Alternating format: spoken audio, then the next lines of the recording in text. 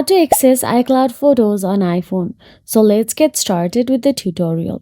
Accessing iCloud photos on your iPhone is simple once iCloud photos is enabled. First of all, open the settings app on your mobile device. Then all you have to do is tap on your Apple ID or name at the top of your screen and navigate to the iCloud settings. Once there, scroll down and there you can see iCloud option available. Tap on it. Then you can see Save to iCloud See All option available. Tap on it again. Once you tap on it, look for the iCloud Photos option available in there, and all you have to do is simply tap on it.